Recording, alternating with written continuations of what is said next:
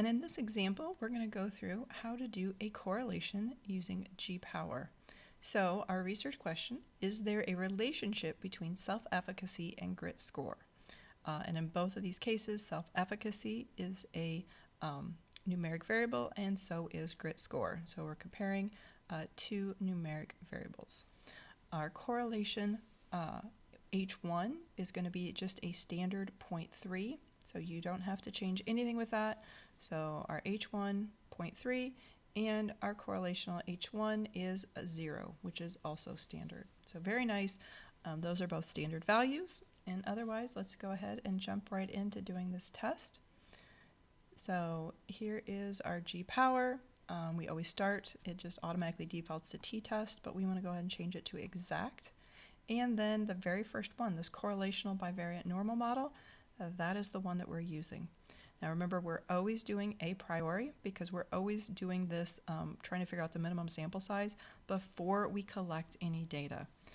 And so that's what a priori means, is just we're doing this before we collect data, which is what you would be doing both for this class, technically, I mean kind of, as well as your dissertation. Now for tails, you do need to change it to 2. So very important, change that to 2.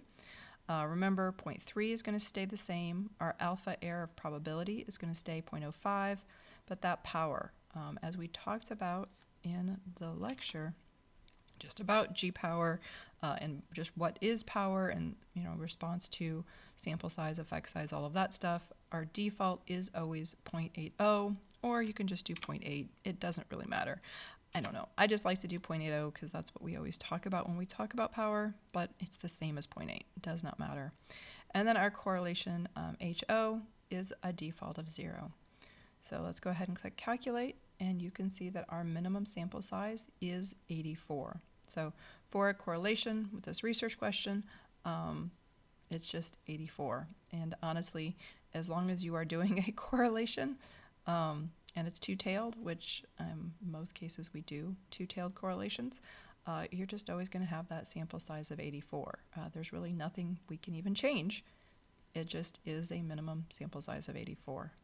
Now in terms of writing up the results,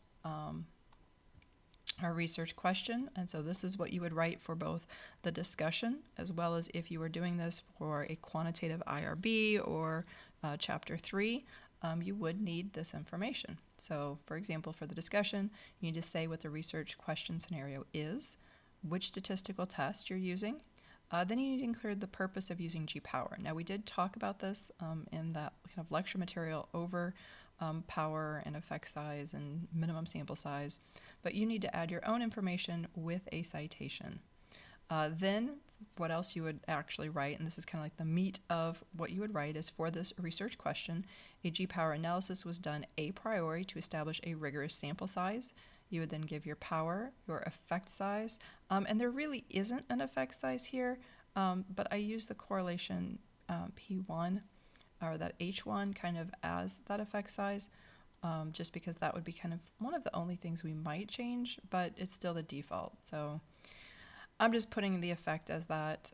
I have seen some people remove the effect size and just do power and alpha, and it's probably correct. You can do it either way.